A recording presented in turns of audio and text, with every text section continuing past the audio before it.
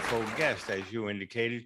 And let's get her right in here right away because she has so much information for us that we can easily break the hour mark. So here she is, Joan Adler. Good morning, Joan. Good morning. Good morning, Joan. Joan, how did you get involved with this? Yeah, how many years are you involved with the Strausses? 32, a 32. long time. Yeah, so you're an authority on this subject. I'm the world's expert on Strauss, Okay, so on this Strauss family. now, did you know anything about them before you got this position? No, no. And what intrigued you to take the job? Well, actually, I created this job. I was a special education teacher, and I was lucky enough to stay home when my kids were born, and that was wonderful. But by the time they reached middle school, I started to worry that my brain was going to die if I didn't do something. And I really didn't want to go back to work. I tend to be an A type and very crazy.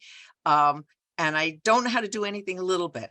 So I was afraid that if I went back to teaching, I would be giving too much of myself and I wouldn't have what I needed for my kids. So I decided that I would put an ad in the New York Times in the book review that I would do research for people. And this was in the early 80s, long before internet. And so people would contact me and I'd read books and I'd write reports about the subjects that they wanted. And one day a man named Bob Strauss, who lived in Santa Barbara, called me and he said, my family owned Macy's for 100 years. And in 1986, there was a bitter leverage buyout. And we were promised all our personal papers that we were storing there on a handshake. And because it was so bitter, everything was reneged upon. This was in 1990. And he had been hiring people trying to get this stuff out and no one had done that. And he asked if I could. And I said, I don't know, but if you put me in touch with somebody within Macy's who's still loyal to the family, I'll talk to them and see. And so here I am, 32 years later. Wow. So you did all from an ad. All from an ad in the New York Times book review. Now, is the family still connected with your research? Yes, we in 1998 we became the Strauss Historical Society, a not-for-profit, and I know about 16,000 of them. But we have a core group, and we have a board of directors, not all of whom are family members. And I write a newsletter twice a year and disseminate that to several thousand people, many of them family members, but some not. And we have events and we host scholarships. We do all sorts of things. And the family is very happy that I'm doing this and wonderfully grateful. And they donate their personal archives to our society. So we've got an amazing wealth of materials. Okay. And it's fun. It's exciting. It is. And what I like about it, this is a one woman's journey. Yes. You took it upon yourself and you said, I'm going to make this work. And you uncovered all this information for the Strauss family. Yeah. That's amazing. Well, mostly I said, I wonder what will happen if I do this. and it's worked pretty well. Great. So let's get started. Joan has a wonderful slideshow for us, and we're going to let her start it off right now. And if you have questions for Joan, just put it in the chat. And at the end of the program, Cassandra will read them for us and pass them on to Joan. Yeah, Okay, I'd be Joan. happy to stick around and answer all of your questions for as long as that takes. Oh, well, you might be here for a couple of days then. We have a very inquisitive group. That's great. I love it. That's great. Okay, shall we start sharing? Absolutely.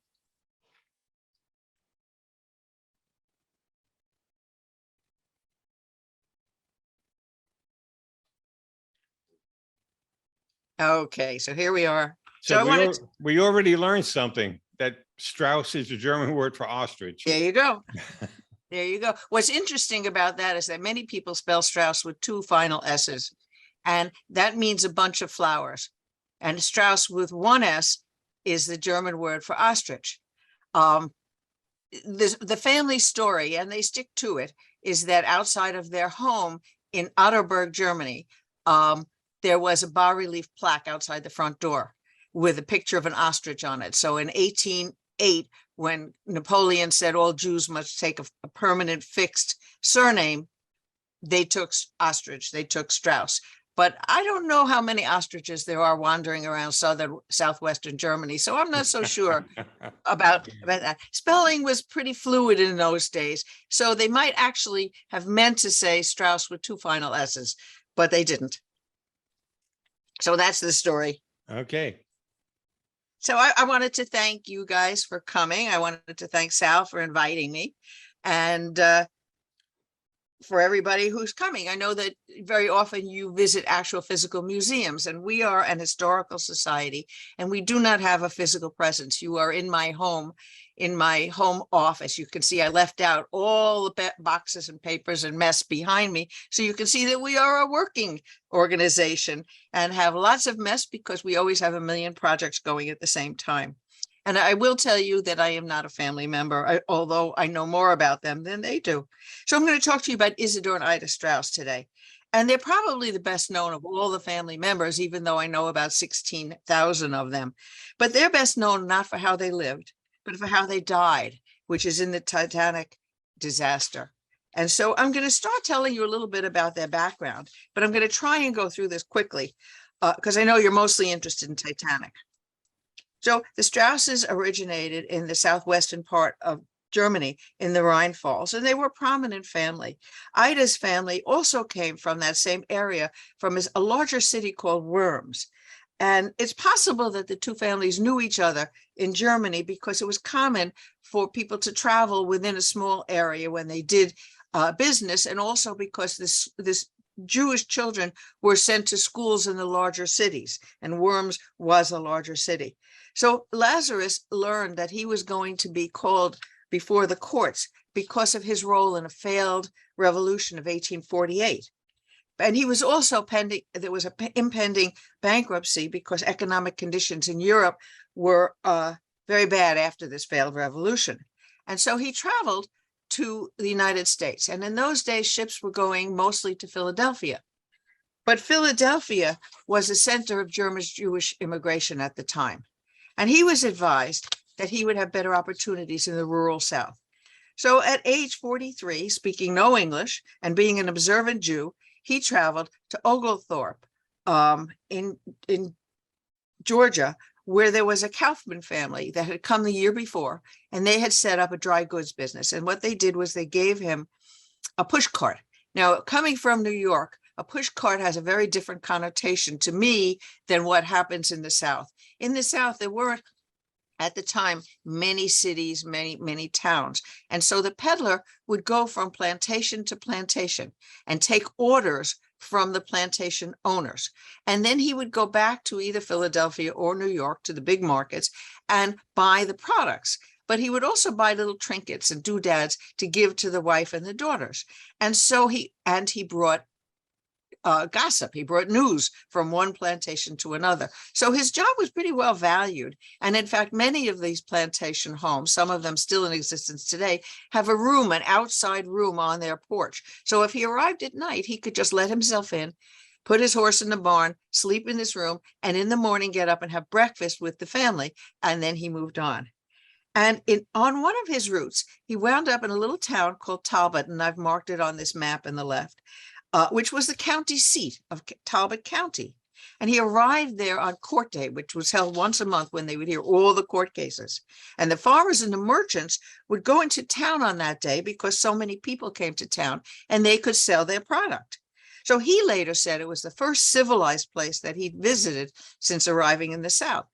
So by 1854, Lazarus felt that he was sufficiently successful and sufficiently established to send for his family. He leased half a store from a Captain Curley, who was a tailor, and opened a dry goods business in Talbotton. Now, in 1854, his family arrived in New York Harbor on the steamship St. Louis. And his wife, I have a little piece of the manifest there. It says Marie. Her name was actually Sarah, but this was written by a French person who was probably writing mère, which means mother. And if you look at it, you'll see that some of the genders of the children are incorrect, but they have the basic family. And so we're grateful for that. This was the maiden voyage of this mail ship. They arrived September 13th, 1854. And the children wrote, we have lots of information from this family, which I'm blessed with. how excited they were to see their father waiting for them on shore. And they went first to Philadelphia, where they waited for 3 weeks because there was yellow fever epidemic in the South. And then they took a ship to Savannah and a train to a little town called Geneva in western Georgia. And then from there to this little town in Talbotton. And now here we have a picture. Isador's on the left with it. He's the oldest of 4, and his youngest brother, Oscar, who became quite famous. That's another lecture. And this is their first house. Now, when they arrived in this house, they were thrilled by it. And Oscar, who became a public servant, quite amazing public servant, wrote an autobiography. And he said, "We found a very comfortable home ready for us. My precocious brother Isador immediately inspected the whole and thought it odd to be a house built on stilts, as he called it. The house had no basement. It just had pillars that held it off the ground because the ground was so wet. Unfortunately, this house is no longer in existence, but this little town of Talbotton has a plaque that describes that they lived there. The oldest son, Isador, thought that he wanted to gain an appointment to West Point Military Academy in New York.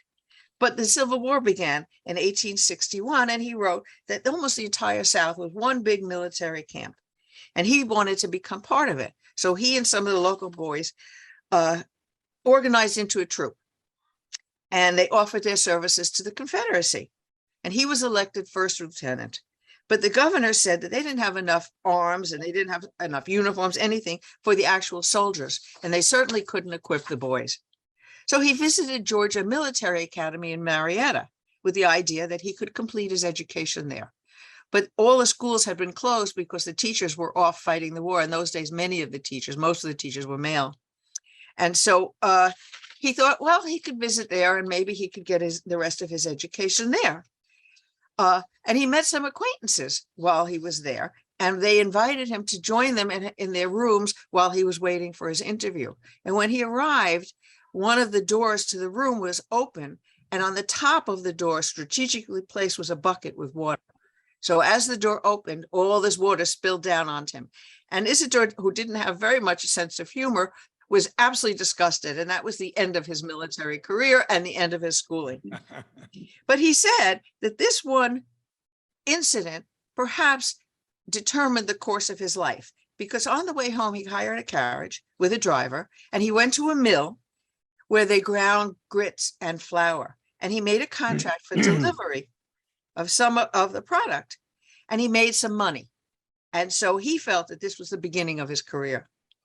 Now, during the Civil War, the South, which was mostly agrarian, it didn't have the ability to create arms, make or anything really. They had to send to other places for the armaments that they needed. And so they had these blockade running ships. This is an example of one. There is no picture existent of the one he was on, called Alice. And they would go to Nassau in the Bahamas and then to England, where they would sell cotton that they had stored on this boat. And with the money, they would build blockade running ships. So in June 18th, 1863, Isador was on this blockade runner, and he wrote home, succeeded in running by 17 ironclads and monitors without being discovered, much less fired upon. And theirs was the only ship that successfully left the harbor that night. And he wore an undershirt, sort of a garment in which his mother had sewn $1,200 in gold. And he was required to lie quietly below the waterline until the ship was safely out of the harbor. And he described his appearance after being allowed on deck as a man who had been in the Russian baths, sort of like a sauna. So the Alice traveled to Nassau. Hey, Joan, just for a Yes. second, did you say that he had $1,200 Yes, in gold. in the 1800s? Yes, yes. His family were very hard workers, very industrious, and extremely frugal. Wow. So they did well wherever they were, and you will see that as we go along. So Alice traveled to Nassau, where he cut another ship going to New York and then to England. And while in New York, he had a letter of introduction to Nathan Blun, a fellow German from the small city of Worms near Adler. And he must have met Blun's teenage daughter, Rosalie Ida, during that visit. But she would have been too young to catch his interest. She would have been 14 years old then. And after all, he was 18. He was a man of the world. But this is a good place to tell you about the Blund family. So we have an 1860, this is the 1860 census, and the Nathan Blund family is at the bottom. There were lots and lots of children. He was a dry goods merchant, like the Strausses, and the mother, whose name was Wilhelmina, but they always called her Mina. She was quite sickly. And the daughters, including the oldest one, Amanda, and Ida, really took care of her. She died in 1866. And Ida was very, very close with her sister Amanda. And though her name was Rosalie Ida, she was always called Ida. So shortly after his arrival in England, the blockade became complete. Charleston Harbor and all of the other Eastern Coast cities were blocked, and Isador was stranded in Europe. And he wrote home asking for advice about what to do. His job, he had actually a job on this blockade runner where he was a secretary to the guy who was in charge. And what they did was they people like Lazarus would give them bales of cotton. And Isador's job was to sell that cotton, and with that money, commission the building of blockade runners, and also buying munitions, buying uniforms, buying stuff for the cause. But since all the ports were closed, they said, don't do that, just wait, and we'll let you know what to do. But he had trouble just waiting. He wasn't good at waiting. So first he visited his other relatives in Germany, and unable to do nothing, he started to trade in Confederate bonds. And he wrote as many as 7 letters home every day, each of them begging his father, what should I do? What kind of business? How should I comport myself while I'm stuck here? And how old is he here? 18 years old. Wow. And you can see he's already a man of elegance. You can Yes. tell by the clothing that he's wearing, the Yes. walking Yes. You stick. see his top hat. You see his top Yeah. hat sitting on top of the chair. Yeah, his stature just indicates that he's a man of wealth. Yes. And I will just point out, if you look at this suit around the waist, there is a watch fob, there is a chain Yep. holding a pocket watch, and that will become very important later on. So just make note that you see that he's, even at that time, he's wearing that chain. So he kept waiting for letters, and because some of them did get through, we have several hundred letters. He was in Europe for 2 years, buying and trading in bonds. And we have a very good idea of his activities because some of these letters did get through, and because we're lucky and the family saved them. Now, in the middle of the war, in 1863, there was a grand jury presentment in Taubeton accusing the Jews of usury. And that was because the Jews are always good scapegoats. And because product wasn't getting through, everything was very difficult to obtain. But Lazarus felt he was a valued member of the community, and he was very hurt by this. So he took his family, he said, if I'm not welcome here, I'm leaving. And he moved 38 miles west to a larger city of Columbus, where they lived until the war ended. Now, on Easter Sunday, April 16th, 1864, Columbus was burned.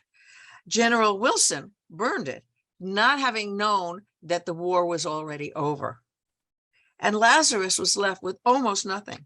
And he felt it would take a long time for the South to recover. And he wasn't an old man. So at 57, he decided that he was going to move north. And the family traveled first to Philadelphia, which was a trip of 8 days, and then to New York on Isador's suggestion.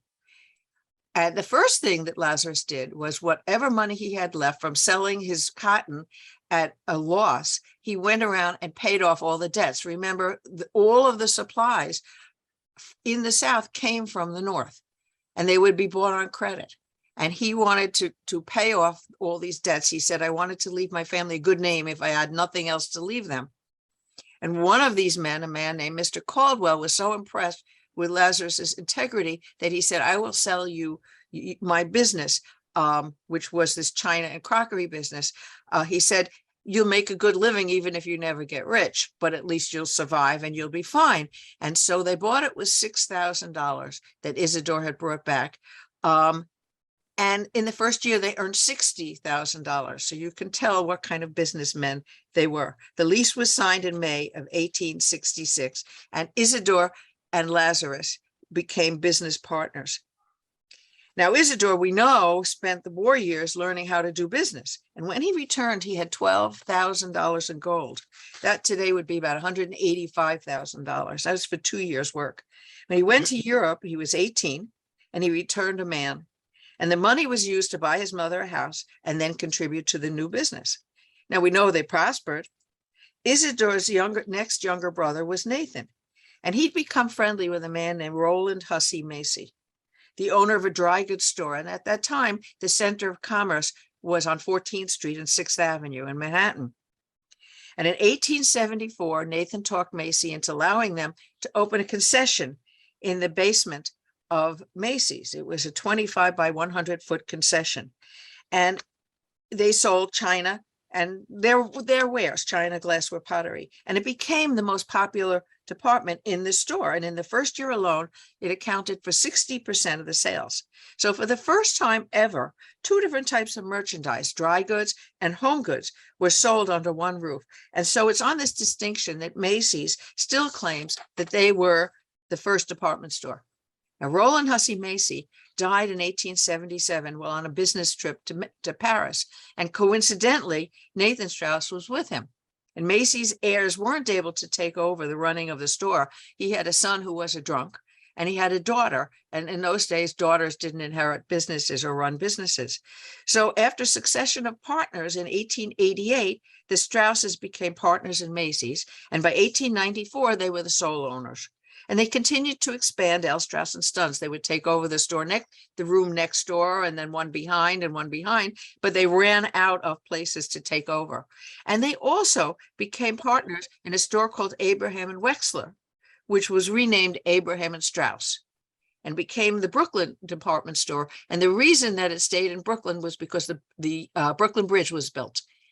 And so people, Abraham, who was with Strauss, the head of that store, the owner of that store, felt that people would cross the bridge. Since the center of commerce in Manhattan was in lower Manhattan, he felt that people would cross this brand new bridge into Brooklyn to shop. And so that's why it became a Brooklyn department store. Now, Isador stayed in the office while Nathan, who had too much energy to sit still, traveled the country opening up new markets and went to Europe on buying strips. And as their sons completed college, they also started working in the family store. But by 1902, it was clear that the 14th Street store was no longer big enough, and there was no more room to expand. So encouraged by Isador's sons, the Strausses quietly began buying up property on 34th Street at Herald Square. And at the time, it was far north of the center of commerce, but they had a vision. They were very hooked in. They were part of the Chamber of Commerce, and they were very hooked in to the city's politics. And they knew that the subway line was going to be expanded to go up to 34th Street, and also that there was a proposed bus line across town on 34th Street. So they felt it was a good time to move. And so on November 8th, 1902, they opened this Herald Square store. I'm going to tell you a little story that most people don't know. You see here a picture on the right, lower right, of the Macy's department store. And you see a big sign that says the world's largest store in red, and below it, a sunglass hut. When the Strausses were buying up property, they were very quiet about it because they didn't want the shopkeepers to be raising the prices of their property. And so they quietly went around and they bought all the property on the block. Now, in the center picture, you can see in 1902, there's a store called Cubanola.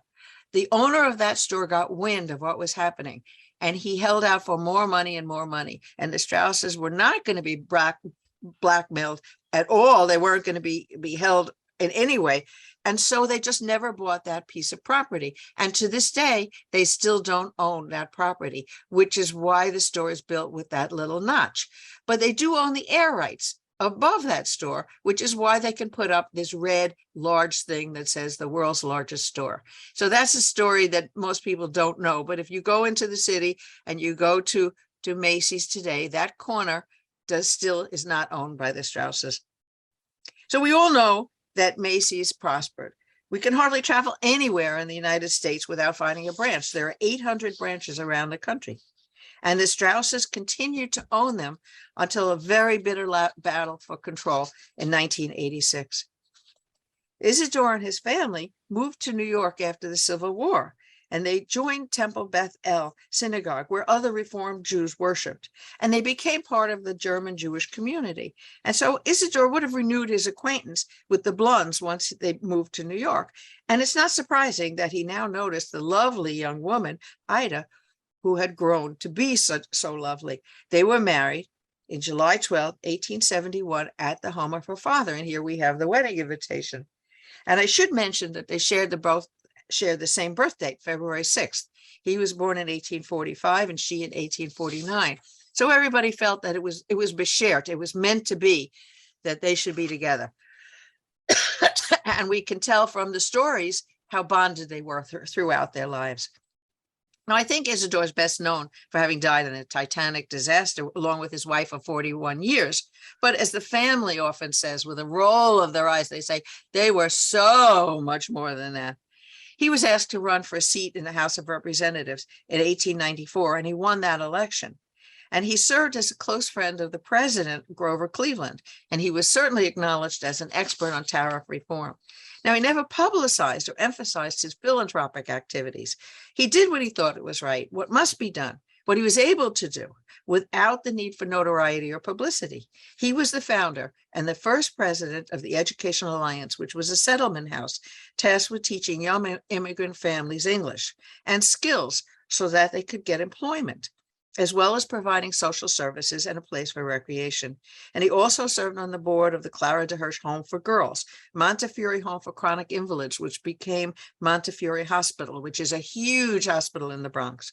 And he was interested in Jewish causes, but also in non-sectarian causes. And he served on the board of the Chamber of Commerce of New York and Hanover Bank for 27 years. And the list of his involvements is very long. After work every day, he had some meeting, some dinner, some event. He often didn't get home until midnight. And then he would read. His recreational reading was about tariff reform. Now, Ida was an accomplished woman in her own right, but she didn't pursue her art. These are two of her pencil drawings. But after she was married, she didn't pursue it, much to my regret, because she really was quite talented. They had 7 children. One child died very, very young. And in this picture, we see all of their children. And the woman on the left, is Irma, Irma Nathan, who was married to Jesse. And that's their first child, Beatrice. And I'll talk about them also in a little bit. So I included this slide simply because I like it so much. It's from the Folies Bergère, April 4th, 1907. And you can see he wrote, "We ate some birds for lunch. Mrs. Strauss, my interpreter, translated them as swallows. In reality, they were larks. And this is the consequence, taken at night by electric light." And this is a picture of their home on West 105th Street on Broadway, between Broadway and West End Avenue. Now, there you can see on the left, there's an apartment building, but when they originally bought this, they owned the entire block. And so they had vegetable gardens and they had stables. And Isador's brother, Nathan, was a great horseman and also a great friend with then New York City Mayor Hugh Grant. And they kept their horses in the stable there, and they raced them. They were trotters, and they raced them on what was called the Speedway, which is now Harlem River Drive. Now, this house was bought in 1884, which was way uptown at in a largely undeveloped area of Manhattan. And they were health conscious, and they wanted to get their children away from the congestion and the dirty summer air of Midtown. And they kept the stables, as I said, and had vegetable gardens. And they also had the first indoor porcelain bathtub. Now, they installed it on the 2nd floor, and it was so heavy that they had to reinforce the floor.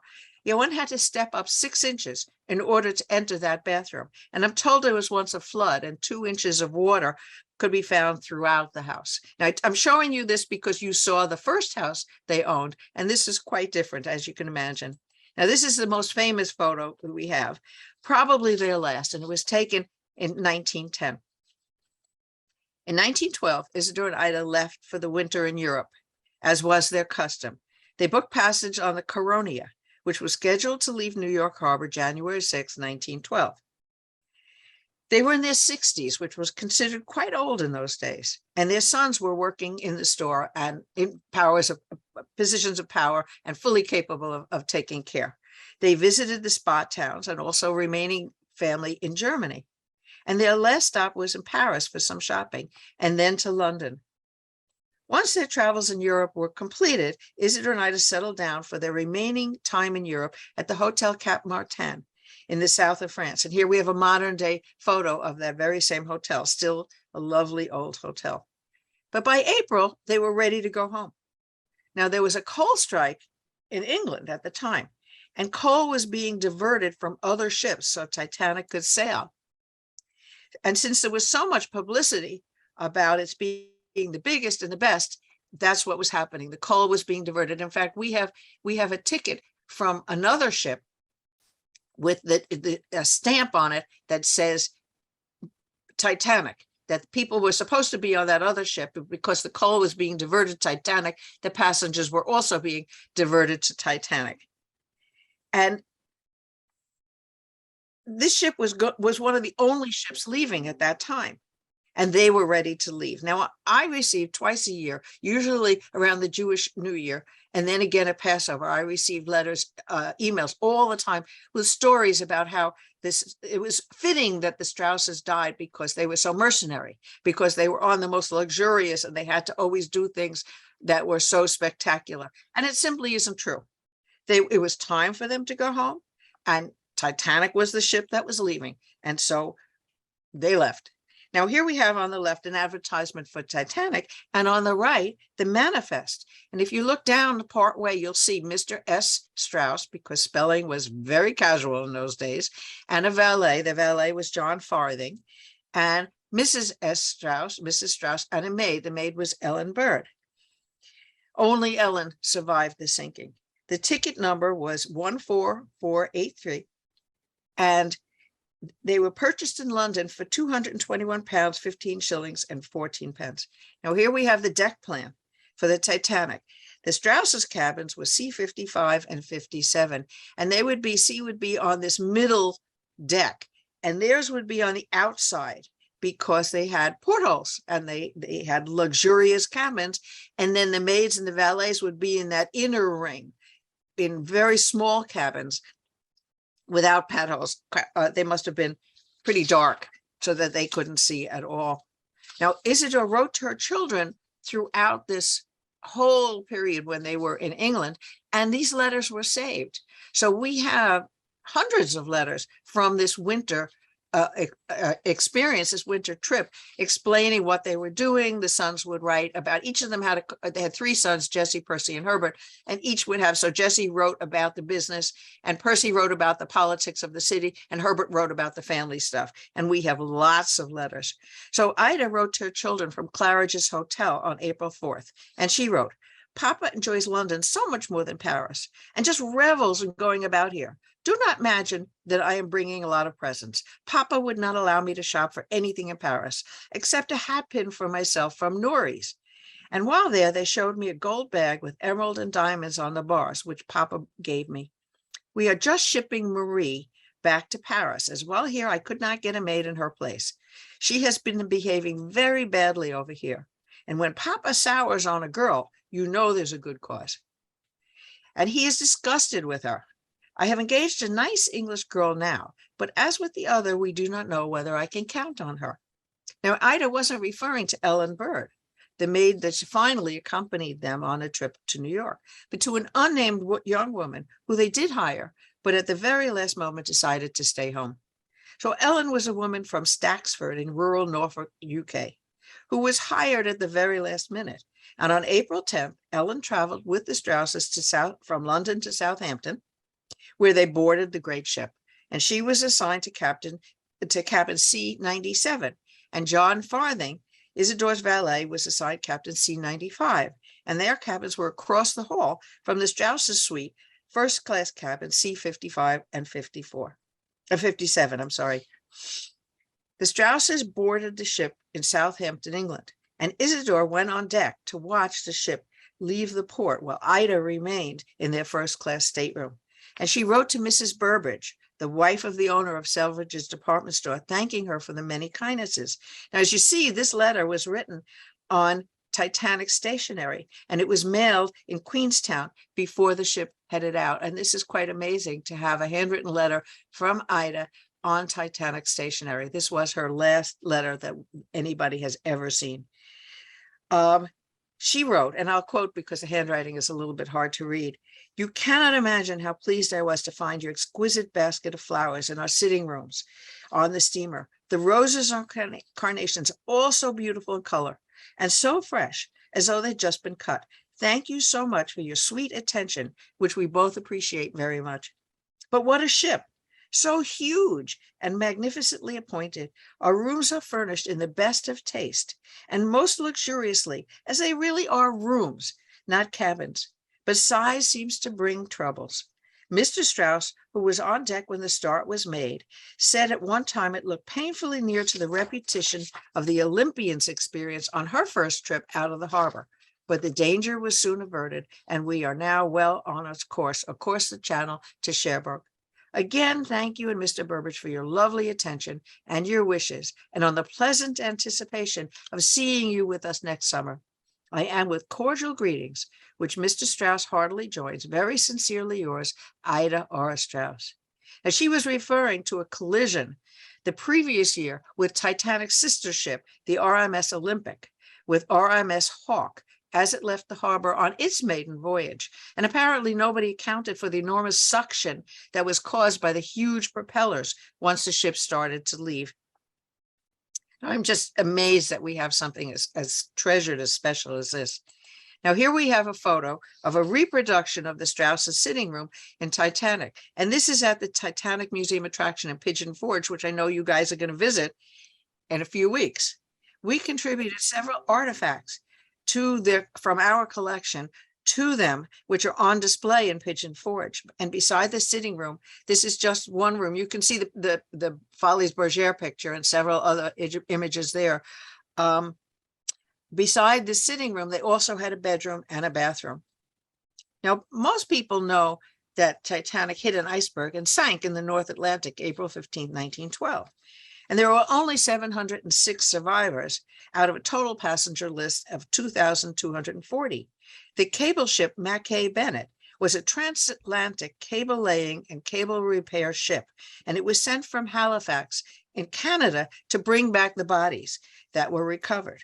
And they recovered 205 bodies. And in the photo on the right, you can see some of the many coffins that were stacked up on deck. Isador's body was recovered, but Ida's was not.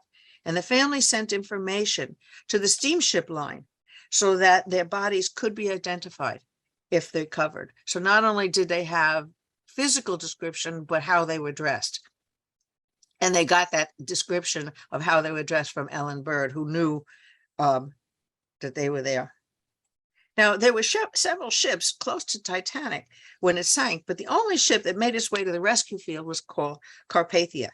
And they took on all of the survivors. And one of the passengers on that ship was John A. Badenoch. He was a grocery buyer for Macy's. And he interviewed every survivor and pieced together from the information that what had happened aboard Titanic. And he fashioned a 4-page typewritten letter, which he sent to Isador and Isa's son, Percy. Now, I'm going to read this to you because it's so amazing that we would have this. It's quite lengthy, and I'm only going to read to you a short piece of it. As I said, there are 4 typewritten pages, but I think it's worth reading because it really does tell exactly what happened. "I submit herewith the facts. At about 1:30 on the morning of April 15th, I was awakened by the unusual sounds of activity on the deck overhead. Just then the foghorn blew, and I got up and looked out of the porthole. It was a perfectly clear starlit night, and the sea was without a ripple. And of course, I immediately realized that either we or some other vessel was in trouble. I then went to the companionway and saw the steward, who informed me that it was the Titanic that was in trouble. He said they had been in communication with her since 12 o'clock, and at that time, which was about 1:45, had just received her last message, in which it said she was sinking. The discipline aboard Carpathia was perfect, and she was using every ounce of steam to hurry to the scene of the accident." So we have a very good idea of what happened aboard Titanic. The letter's far too long to read. If you are interested, you can find it on our website in an article called Many Waters Cannot Quench Love, Neither Can the Floods Drown It. And it's also in a book, which I will show you later, is Isador's autobiography, which is for sale on our website. So he went on to describe the search for information about Isador and Ida Straus. None of those rescued in the first lifeboat knew whether or not your father and mother were on the Titanic. It was not until the third boat arrived and I was able to get a Titanic passenger list and verify the statement that your father and mother were booked as passengers. At 7:30, we had taken in all the boats in sight. It was then about 8:30 o'clock, and the captain of the Carpathia seemed to think that he had taken aboard all who were in boats. I then spoke to an officer who appeared to be one of the White Star men. He was the third officer, and asked him to tell me whether or not all of the Titanic's boats had been accounted for. He refused at first, but when I stated my reasons for knowing and insisted on an answer, he told me that all the boats had been accounted for and that in his judgment, there was almost no hope for those who had not already been rescued. Thinking possibly that your father and mother had been taken aboard and I had missed them, I covered the entire ship from bow to stern and searched the saloon, second, and steerage. I also looked at every stateroom, irrespective of its occupants, so that I could satisfy myself beyond a doubt whether or not they were aboard. All the survivors agreed on one fact, and this is that the proper discipline, if proper discipline had been obtained, there was not the least doubt, but that your father and mother could have been saved. So taking the statements of 8 or 10 of the survivors and comparing them, I believe that the following can be considered the most accurate. Mr. and Mrs. Strauss were in bed at the time of the accident. Immediately after the boat struck, they were seen in the companionway in bathrobes. At this time, an officer, as well as several of the passengers, assured them there was no trouble, and the best they could do would be to return to their rooms. The maid's story after this is that your mother seemed to realize the danger and prepared to dress, requesting your father to do likewise, and to hurry matters, she sent the maid for the valet to assist him in dressing. Shortly thereafter, they both appeared on deck, fully clothed, and mingled with the other passengers and discussed the danger in a perfectly calm and collected manner. They evidently didn't believe that there was any great danger of the ship sinking. And on the advice of the captain, they put on life preservers over their fur coats and assisted other passengers in doing the same. And by that time, the boats were being filled with women and children, and your mother was asked by an officer in charge and urged by your father to get into one of the lifeboats. She refused to do so and insisted that the maid take her place in boat number 8. They stood by while other boats were being filled, all the while your father continually urging your mother to enter one of them. Finally, when it became apparent that there was no hope of the Titanic staying afloat, your father insisted that your mother enter the second from the last boat that was being launched from the side they were on, and she still refused, saying that she would not go without him. And when an officer in charge again urged her to enter, and in fact attempted force, aided by the urging of your father, she placed her foot in the boat, thinking at the time that your father would accompany her. And just then, some demonstration seemed to have been made by the men standing around, and the officer in charge ordered all the men back. And Mr. Isador, thinking your mother was safe in the boat, stepped back with the other men. Your mother, looking around and seeing that your father was not with her, got out of the boat and went to where your father was standing and put her arms around him. The officer in charge, seeing that it was no use trying to get your mother to leave your father, ordered the boat lowered away. Your father and mother then walked the opposite side of the boat, and then were last seen were standing clasped in each other's arms, calmly awaiting for any help that might come. Just what happened after this is not clear, but I believe they did not attempt to enter any other boat or make any effort to get away, caused, I believe, by the unruly behavior of a number of the passengers. And then he closed by saying, "It is now history all over the world that they displayed the most magnificent courage, self-sacrifice, and devotion known to modern times." For those of you who saw James Cameron's movie, you saw an old couple meant to be the Strausses who were in bed with the flooded waters surging around them. I was an advisor to Cameron on that film, and he promised me he would do everything in his power to do an accurate portrayal of them. But in the end, he decided the scene was more dramatic than what had actually happened. And he was completely unapologetic about it, much to my chagrin. Several times I've mentioned Ida Strauss's new maid, Ellen Bird. She was a very last minute hire. When Ida decided to remain on board, she gave Ellen her fur coat, saying she wasn't going to be needed anymore, and Ellen was saved. After the sinking, Ellen gave a deposition to the Surrogates Court of New York, explaining what had occurred about the Titanic. And then she tried to return the fur coat to Sarah Straus Hess, Isador and Ida's oldest daughter. But Sarah told her that her mother had given her the coat and she should keep it. And we all wish now that we knew what had happened to that fur coat. Ellen Bird went to work next for a family named Spedden in Tuxedo Park, which is just up the Hudson. And the Speddens were also on board the Titanic. And coincidentally, it also traveled to Europe on January 1912 aboard the same ship as Isador and Ida. There's a lovely children's book that was written by a distant relative of the Speddens. It's called Polar, the Titanic Bear. And it was written by a man named Leighton Hammond Coleman III. And I highly recommend it if you are interested.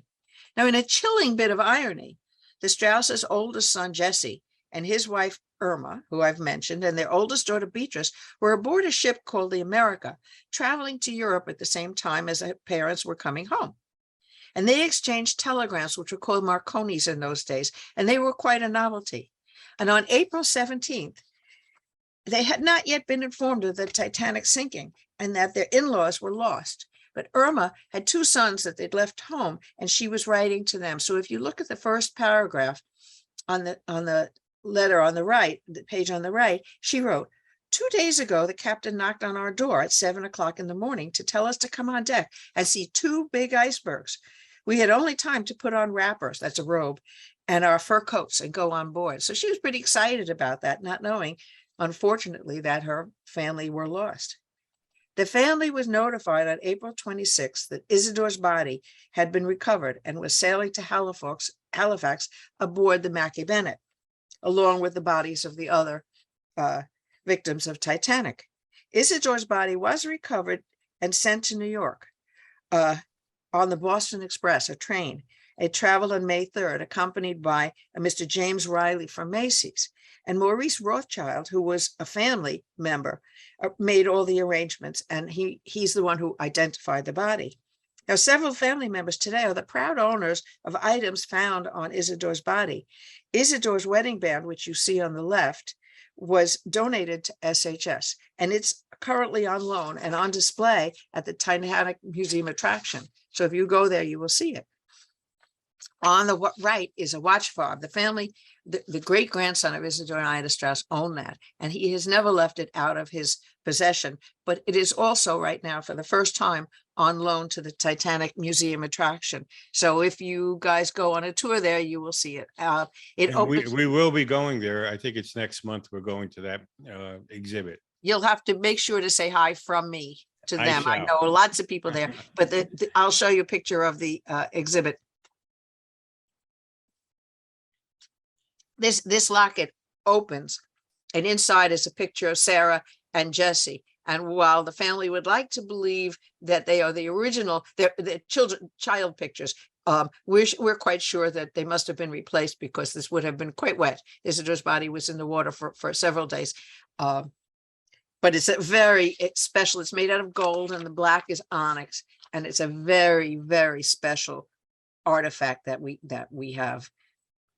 Now, on April 15, 1913, which is 1 year after the sinking, a plaque was dedicated in the memory of Isador and Ida Strauss by the employees of Macy's. And it's an unusual gesture because the idea and all of the money was donated for the creation of the plaque by the employees and not from the administration. And at the dedication ceremony, the plaque was unveiled by the Strauss's 7-year-old granddaughter, Eleanor Hess, who is the daughter of the Strauss's oldest daughter, Sarah Straus Hess. Now, this plaque is still on view in what they call the memorial entryway. So if you are New York based and you want to go see it, it's on 34th Street in the entryway that's closest to Herald Square. A private funeral was held, officiated by Rabbi Samuel Schulman of Temple Bethel. That was their temple. And it was held at Isador and Ida's home, which was, the address is 2745 Broadway at 105th Street. And it was held on May 8th, delayed an extra day in the hope that Ida's body would also be recovered, but we know it was not. He was buried in a Strauss-Cohn's mausoleum at Machpelah Cemetery on the Brooklyn-Queens border in New York City. And on May 4th, 1928, a deed was drawn for a family plot in Woodlawn Cemetery in the Bronx, and another Strauss family mausoleum was erected. This consists of a group of 3 buildings. You can see one head on, but on either side, left and right, there is an additional building, and one of them is for each of the sons. So the one we're looking at is Jesse building, and on the left is Percy family building, and on the right is Herbert's family building. And the perspective doesn't show it, but there's a rather large courtyard there. And Isador's remains were taken from the Strauss-Cohn's mausoleum and moved there and buried just inside this wall. This ship is a replica of an Egyptian galley ship, and he's interred in the grounds. And on the wall, on the inside, there's an inscription that reads, "Many waters cannot quench love, neither can the floods drown it." And coincidentally, R.H. Macy and his family are also buried in Woodlawn Cemetery. Now, people from around the world were so moved by Ida's selfless sacrifice that almost immediately after the sinking, a memorial committee was formed with the idea of dedicating a memorial to Isador and Ida Strauss. And a small triangular plot of land was chosen on West 106th Street between Broadway and West End Avenue because it was only 1 block from where their home was. And it didn't take long before the memorial was fully funded. It was dedicated on April 15th, 1915. That was 3 years after the sinking, by Mayor Mitchell. And the sculpture, which you see here, Memory, is a lovely allegorical figure, reclining, and she's peering down on a reflecting pool where one could peacefully contemplate over a sheet of water, leaving it to the meditative public to muse over the sacrifice the same element demanded in the Titanic disaster. And on the wall behind the sculpture, there's an inscription: "In memory of Isador and Ida Strauss. Lovely and pleasant were they in their lives, and in their death they were not divided." And this is from the Bible, 11 Samuel 1:23. And in this photograph, you can see several of the family members and the children. This is at Strauss Park's dedication ceremony. Now, I'm told that they visit the park, this lovely little park, annually at least, on the anniversary of the sinking, and they would float pink carnations in the water of the reflecting pool because Isador always wore a pink carnation in his lapel when he was at the store. Now, memorial services for Isador and Ida were held around the world. 6,000 people attended a service at Carnegie Hall on May 12th, and many other thousands stood outside in the rain, unable to gain admittance. It was reported there were 40,000 people outside in the rain. Now, 107 years later, Strauss Park is still a focal point of this Upper West Side community. It's a nonprofit group called Friends of Strauss Park, regularly holds events there, including art shows and concerts and neighborhood cleanups and plantings and readings. And Memory, the beautiful allegorical statue, looks down on the people of New York, seems to be happy not to have been forgotten. And today the reflecting pool's been filled in and this beautiful flower bed graces there. Unfortunately, they found that there were many homeless people that were using the reflecting pool as both a bathtub and a urinal. And so this was a wonderful way to preserve the beauty of the park and solve that problem. Oh, I'm the luckiest of people in the world because I work for this amazing family. And I get to do lots of wonderful things, like tell their story in presentations like this. And I also write about them. I write a newsletter twice a year, and it contains articles of an historical nature, but also about current events and about future presentations. And you can request to be added to our mailing list by filling out a form on our website. And you'll automatically be sent our annual or semi-annual newsletters and also other material as it's published. So please visit the website and take a look. We have past issues of the newsletter going back to 1993 when I started writing it. And they can be found on the archives page. But you'll also find many more things like videos that I've done of other talks and articles about many, many other family members. So there's lots and lots of information. We also, Hey, Joan, what is your website? I'll give it to you in the next slide. Thank you. Have it. So don't worry, you'll see it. I've written about lots of family members, as you can imagine, over the years, and lots of events. The next newsletter is about to be, it's at the printer right now. We send out a paper copy, but mostly we send PDFs. We prefer to send PDFs. And one of the things we are most pleased with lately is for the past 4 years, we have a scholarship program. And this past year, we awarded 4 scholarships, $5,000 each, to young graduate students who are studying public service, which will carry on the family legacy of public service. So we like to encourage that. And this current issue has an article about the 4 winners of the scholarship. And we have social media pages. So I encourage you to visit. We post on Facebook, Instagram, Twitter, and YouTube. And you can find stories. We post 3-4 times a week. So you can find stories, videos, images, and other information about the archives. And in fact, pretty soon I'm going to start doing little tiny videos. So we ask you to visit and also to like us. Now, if you decide you want to purchase a book, like the autobiography of Isador Strauss, you can purchase it from Amazon, but I would encourage you to buy it from us only because it's cheaper for you. Tax, shipping and handling, or fees are also included in the price of the book. So this concludes my presentation. Joan, the book was written by Isador, but he never completed it, correct? Correct. So the book was written in 1911 by Isador at the encouragement of his sons. And it was privately published for the family by Sarah, who I've mentioned, his oldest daughter, in 1955. And in 2012, we republished it, but we annotated it. So I added photographs. And I also added all of the articles from the newsletter that I had written about Isador and Ida. So there's quite a lot more information in here than what Isador wrote. And so it's really quite a complete history of Isador and of Ida Strauss. And we also have other books.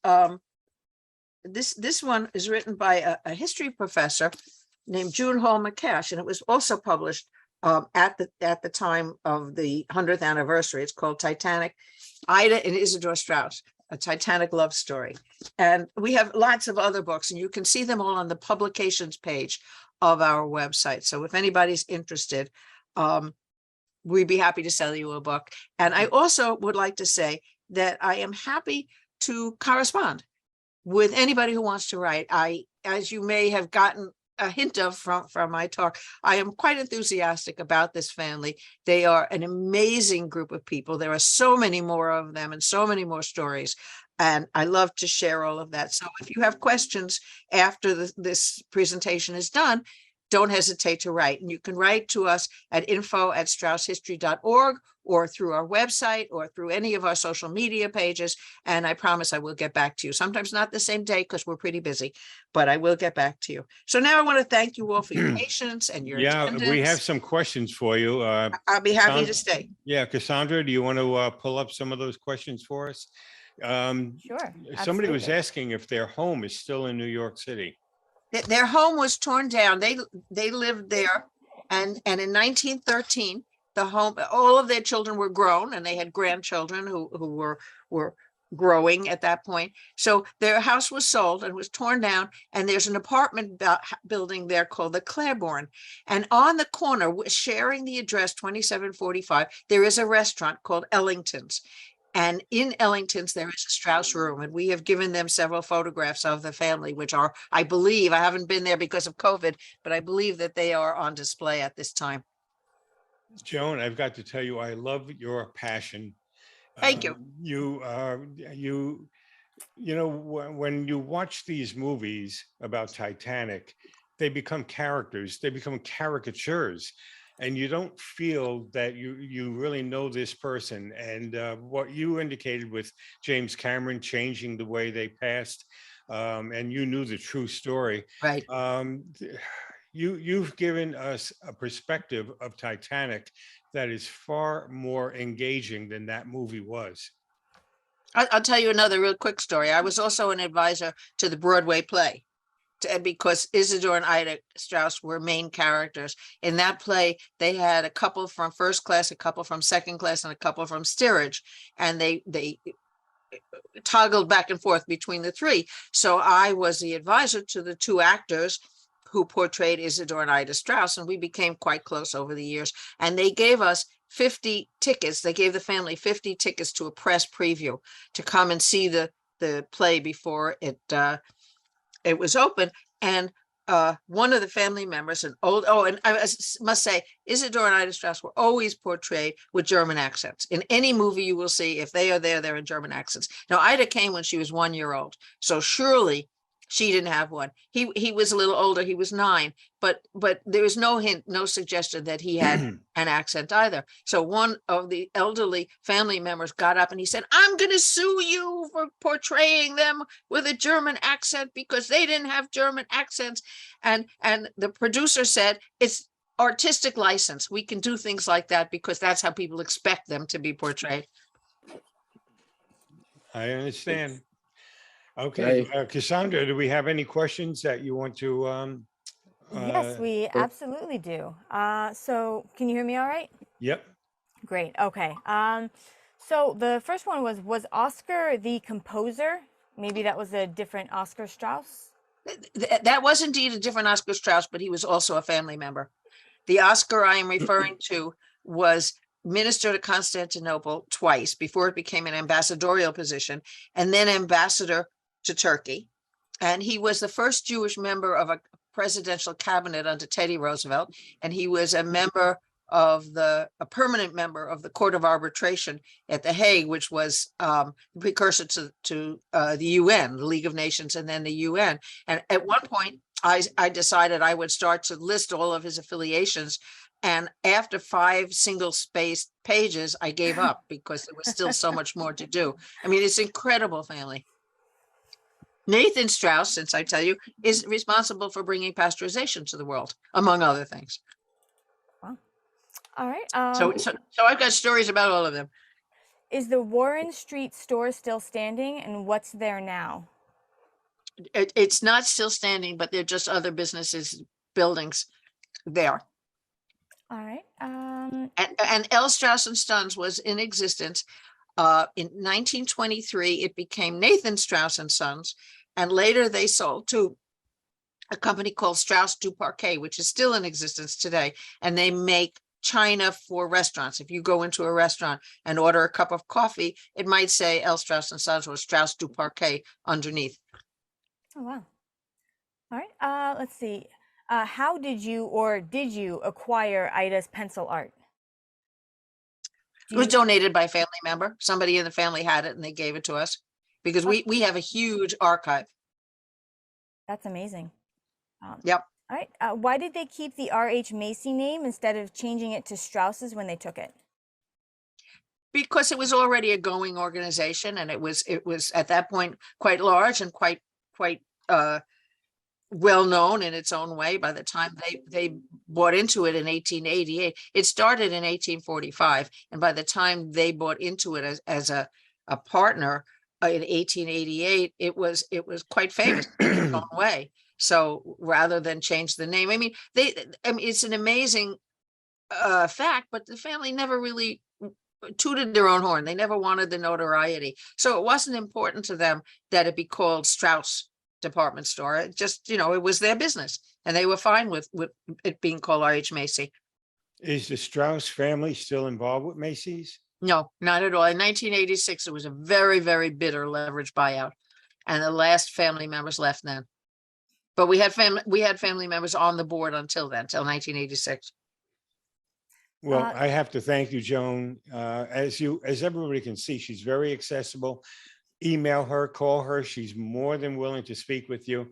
Thank you so much, Joan. We're going to close this out because we're running a little overtime right now. You stick around, Joan, and after everybody leaves, you and I do a little recap. Okay. Thank you so much. I hope you all enjoyed it. Come back when we go to the Titanic attraction in Tennessee, which is in a couple of weeks. Thank you so much. Bye-bye all. Bye. And, I hope you enjoyed yourselves today. Stay safe. Bye-bye.